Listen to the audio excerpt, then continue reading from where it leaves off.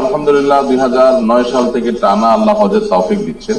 আমার এই দীর্ঘ 16-17 বছর হজের অভিজ্ঞতার আলোকে এই বছর হজের মতো এত কম কষ্টের হজ আমার জীবনে আমি কখনো করিনি।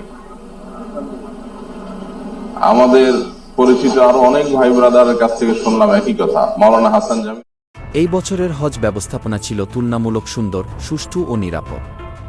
বিশিষ্ট ইসলামিক বক্তা ও ধর্মীয় স্কলার শায়েখ আহমাদুল্লাহ এই বছরের হজ ব্যবস্থাপনাকে অত্যন্ত প্রশংসনীয় বলে মন্তব্য করেছেন।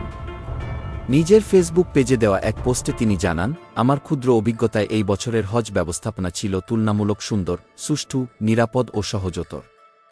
আলহামদুলিল্লাহ। তিনি সংশ্লিষ্ট প্রশাসন এবং বাংলাদেশ হজ মিশন ও সৌদি আরবের ব্যবস্থাপনা কর্তৃপক্ষের প্রতি কৃতজ্ঞতা প্রকাশ করে বলেন, আল্লাহ সকল হাজির হজ কবুল করুন এবং বাইতুল্লাহর সুবাস যেন চিরজাগরুক থাকে তাদের হৃদয়ে। পোস্টের একাংশে শায়েখ আহমাদুল্লাহ আরও বলেন, হজের সফর শুধু শারীরিক নয়, এটি আত্মিক বিশুদ্ধির এক অনন্য সুযোগ। তবে হজের পর অনেককে আবার গুনাহের পরিবেশে ফিরে যেতে দেখা যায়, যা অত্যন্ত দুঃখজনক। তিনি হাজিদের উদ্দেশ্যে বলেন, হজ জীবনে পরিবর্তন বয়ে আনুক, শুধু নামকাওয়াস্তে না হোক। গুনাহের পরিবেশ এড়িয়ে চলা, ইমানি চেতনাকে জাগ্রত রাখা এবং হজের শিক্ষা বাস্তব জীবনে ধারণ করাই মূল লক্ষ্য হওয়া উচিত। তিনি বিশেষভাবে উল্লেখ করেন, ভালো হয়ে চলার জন্য পরিবেশের বড় প্রভাব রয়েছে। বাইতুল্লাহর পবিত্র আবহে হাজিদের হৃদয় প্রজ্জ্বল হয় ইমানের নূরে। তবে দেশে ফিরলে সেই নূর যেন নিভে না যায়, সেদিকে সকলকে খেয়াল রাখতে হবে।